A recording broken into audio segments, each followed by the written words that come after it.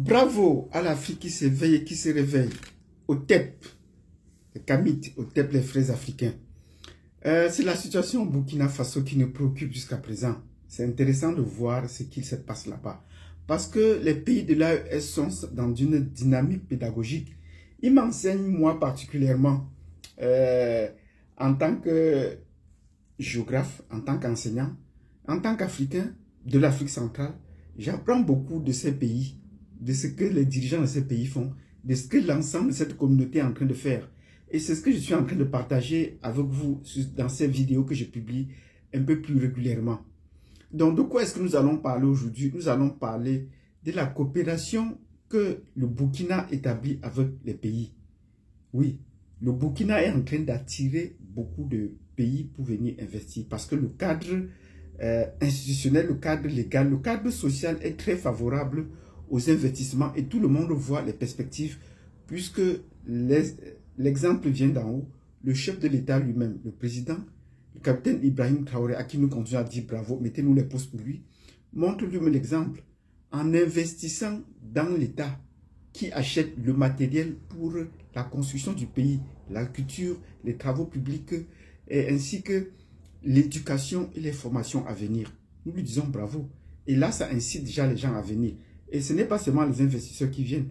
Les touristes commencent à affluer au Burkina Faso. Oui, les touristes commencent à affluer. Et quand ils affluent au Burkina Faso, c'était de bon ton qu'ils aient peut-être des compagnies aériennes pour le faire.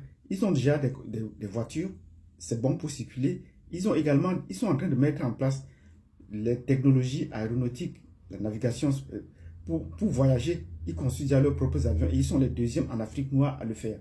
Le premier pays en Afrique noire qui l'a fait, c'était quel pays? Mettez-le en commentaire. Et à la fin du commentaire, je n'oublie pas, je vais vous le dire. Le premier pays qui a développé sa propre flotte.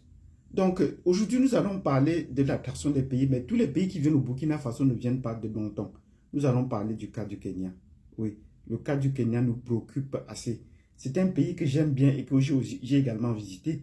J'ai visité le Kenya en tant que Canadien. Je suis parti au Kenya avec mon passeport canadien. J'ai visité Nairobi, j'ai visité Mombasa et la côte de l'Est. Donc, pourquoi est-ce que le Kenya peut s'intéresser à aller investir au Burkina Faso? J'ai dit de faire attention. Et c'est là que nous allons parler dans cette vidéo. Qui est le Kenya? Nous, les francophones, nous connaissons très peu les pays africains, et notamment les pays de l'Afrique de l'Est. On ignore presque les pays de l'Afrique de l'Est. Quand on parle des pays anglophones, on voit ce qui saute aux yeux des Africains. Généralement, c'est les pays de l'Afrique du Sud, le Nigeria, le Ghana, la Gambie, le Libéria, la Sierra Leone. On voit les pays qui frappent à l'œil. Les pays de l'Afrique de l'Ouest, de l'Est, les pays orientaux, on les connaît très peu. On en parle très peu parce qu'ils ne sont pas dans la même dynamique que nous. Mais pourtant, il y a un pays là-bas, le Kenya, qui se présente comme le leader régional des pays de l'Afrique de l'Est. Mais est-ce que c'est vraiment le cas? C'est ce que nous allons créer dans cette vidéo et chercher à comprendre. Et pourquoi est-ce que nous ne sommes pas d'accord que le Burkina Faso accueille les investissements du Kenya? C'est un investissement très dangereux. Donc, nous allons d'abord commencer par le premier pas. Mettez-nous des pouces et abonnez-vous si vous n'êtes pas abonné et partagez cette vidéo. La première raison, c'est qu'il faut déjà connaître, il faut déjà mettre le Kenya en contexte. Le Kenya est un pays de l'Afrique de l'Est, avec pour capitale Nairobi, et la principale ville portuaire qui est Mombasa, qui est comme le hub portuaire des pays de l'Afrique de l'Ouest qui va jusqu'en République démocratique du Congo. Donc, la République démocratique du Congo exporte des produits du Kivu à partir du port de Mombasa. Et à partir de là, il a des ramifications et jusqu'à Kivu, on parle le Swahili. Mais le Swahili n'est pas la langue du Kenya, c'est une langue qui vient de la Tanzanie. Mais quand les Européens ont fait du Kenya le hub de l'Afrique de l'Est, avec sa compagnie aérienne Kenya Airways, et les touristes, ils attirent beaucoup de touristes, ben, on a tout tendance à voir que le safari vient de l'Afrique de l'Ouest, avec l'Afrique de l'Est, avec le mont Kenya, mais ce n'est pas le cas. Le mont Kilimanjaro est pourtant situé en Tanzanie. Ben, dans l'esprit de beaucoup de gens, on a fait croire que pour aller au mont Kilimanjaro, il faut passer nécessairement par le Kenya. Voilà une première déformation qu'on a déjà. Et ça, c'est la narration qu'on a eu à construire. Et on a fait donc de Nairobi la deuxième place forte des institutions internationales en Afrique et même dans le monde. Parce qu'après Genève en Suisse, c'est Nairobi. Parce que UN n'habite pas, par exemple, UN pour l'environnement, les Nations Unies pour l'environnement, c'est basé au Kenya, ainsi que beaucoup d'autres organisations sous-régionales et même internationales. Donc ça, c'est pour le cas de Nairobi.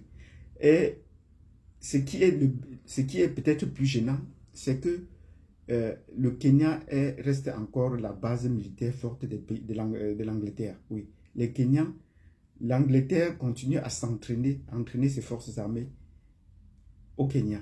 Et la force est toujours présente. Et il y a des domaines dans lesquels ils ont exclu légalement les Kenyans. La production du thé est exclusivement contrôlée par les Kenyans, par les Anglais. C'est les Anglais qui contrôlent la production du thé et qui l'exportent chez eux, ainsi que la production des fleurs. Oui, ça n'a l'air de rien. L'Union européenne s'approvisionne en fleurs à partir du Kenya. Donc, ils ont fait du Kenya un principal hub, mais le Kenya n'est pas ce que l'on croit. Ce n'est pas la première puissance. Dans les documents, c'est la première puissance économique, mais c'est le pays le plus pauvre en termes de ressources naturelles en Afrique de l'Est. Comparé en Tanzanie, la Tanzanie est plus vaste que le Kenya. La Tanzanie a plus de ressources que le Kenya, plus diversifiées. Les espaces touristiques du Kenya, de la Tanzanie sont plus élaborés. La Tanzanie attire plus de touristes parce que vous atterrissez au Kenya, mais lorsque vous cherchez à faire le safari, c'est plutôt en Tanzanie qu'on vous amène. Dar es Salaam sont des villes qui sont légendaires en Afrique de l'Ouest qui attirent plus de touristes. Donc voilà peut-être la situation. Et les autres pays de l'Afrique de l'Ouest, ils n'est pas autant riche que l'Ouganda qui exploite son pétrole. Et même sur le plan militaire, c'est l'Ouganda qui est la première puissance militaire de la région, même comme il est plus petit que le Kenya. Donc, tout récemment, avec l'arrivée au pouvoir de William Ruto, comment est-ce qu'il est arrivé au pouvoir? C'était un fiole, c'est par l'épaulement de Kagame. Donc, c'est un enfant de Kagame. On aura beau faire les élections, mais c'est celui qui proclame les élections qui décide qui est président. Donc, William Ruto n'est qu'un enfant de Kagame. Et c'est pour ça que j'ai vu dans une vidéo que Kagame contrôle tous les pays sur l'axe de Kigali, de l'Est à l'Ouest, donc du Congo-Brazzaville jusqu'au Kenya. Et il a amené donc, depuis que Ruto est arrivé au pouvoir, il a amené donc Ruto à pouvoir aller sur la politique internationale. On a vu Ruto déjà envoyer les troupes kenyanes en RDC, mais il y avait des malentendus. Et puis ils sont partis, mais ils étaient financés, ils portaient les mêmes tenues que les troupes rwandaises, que la rébellion rwandaise. On a vu également le Kenya envoyer les troupes à Haïti. Qu'est-ce que le Kenya va chercher à Haïti? Et des soldats rwandais, des soldats kenyans sont morts à Haïti. Et là, le peuple n'a plus rien dit parce qu'il est complètement déconnecté. Est-ce qu'ils ont pu annoncer ça à la population? Non, on ne sait pas.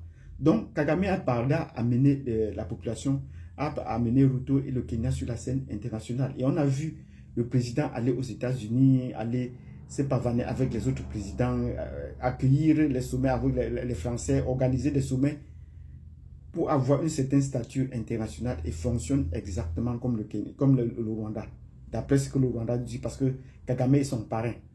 Mais qu'est-ce qu'il vient donc chercher au Burkina? La France a tâté tous les moyens faibles. Amener le Mauritanie comme OTAN pour pouvoir s'intéresser à la question. Amener l'Algérie à s'intéresser à la question malienne et à l'AES. Ça n'a pas fonctionné. Maintenant, on veut profiter des investissements parce que le Kenya est également un pays de l'OTAN, comme je le disais tantôt, comme je vous ai présenté tantôt. Et si vous êtes conscient de cette présentation, vous me mettez des pouces. On veut maintenant passer par le Kenya pour essayer d'infiltrer le Burkina Faso et l'AES. Et c'est là où nous disions, c'est un partenariat très dangereux. Si le capitaine Abraham Traoré l'accepte, il faudrait que nous le dénoncions ici, que le Kenya n'est pas le pays le plus indiqué à venir investir au Burkina Faso parce qu'ils prétendent mettre une industrie de production de lait au Burkina Faso. Non, il y a d'autres pays dans lesquels ils pouvaient investir, non seulement chez eux, mais également dans les pays voisins. Pourquoi ils ne vont pas le faire en Somalie? Pourquoi ils ne vont pas le faire en Éthiopie? Si c'est peut-être pour des raisons. Pourquoi ils ne vont pas le faire au Sud-Soudan avec qui ils partagent dans la communauté le Comessa? Ou pourquoi pas au Mozambique? Ils ont traversé l'Afrique centrale. Ils ont traversé le Tchad, ils ont traversé la République centrafricaine pour aller plutôt choisir de s'installer au Burkina Faso. Sachez que c'est un cheval de Troie que l'Union européenne et l'OTAN envoient là en passant par le Kenya. Parce qu'ils vont faire exactement comme je le disais, le parrain le fait, comme Kagame le fait. Il va acheter des terres au Congo-Brazzaville, dit qu'il va faire la position agricole, mais c'est pour les militaires. C'est les militaires qui vont aller travailler là-bas pour avoir des bases militaires au Congo-Brazzaville et pour mieux contrôler la République démocratique du Congo. Donc, ce serait de même si le gouvernement du Burkina Faso accepte les investissements du Kenya là-bas, parce que là, on va envoyer des militaires, il y aura des infiltrations et ça pourrait fragiliser le régime, ça pourrait provoquer des attaques. Et sur la dansée dans laquelle nous sommes pour le moment, on ne souhaiterait pas qu'il y ait un frein. On aimerait voir le capitaine Ibrahim Traoré aller de l'avant et de l'avant et de l'avant et ne pas être freiné par nous-mêmes. On trouvera tout un Africain, lui-même il le sait, pour le faire. Donc nous disons non aux investissements du Kenya au Burkina Faso. Il faudrait que les autres prennent le relais et disent non. Ils n'en ont pas besoin parce qu'ils ne connaissent pas déjà le contexte de l'Afrique de l'Ouest et le contexte du Burkina Faso. Donc, et la France est bien installée au Kenya. Une ambassade, des consulats et des alliances françaises. Il y en a 3 seulement déjà à Mombasa, la deuxième ville. Que cherchent les Français de ce côté? Ils sont un peu implantés partout en Afrique. Donc les Français veulent pousser le Kenya à pouvoir infiltrer le régime du Burkina Faso ainsi que l'AES. Donc si vous avez compris cette vidéo, mettez-moi des pouces. Nous disons non aux investissements du Kenya au Burkina Faso et en Afrique francophone. Ils ont mieux à faire en Afrique de l'Est et en Afrique anglophone. Ce serait mieux de ce côté. Donc si vous avez aimé cette vidéo, mettez-nous des pouces, de nombreux pouces. Et surtout, cliquez sur la cloche de notification et nous vous donnons rendez-vous à la prochaine vidéo. Merci.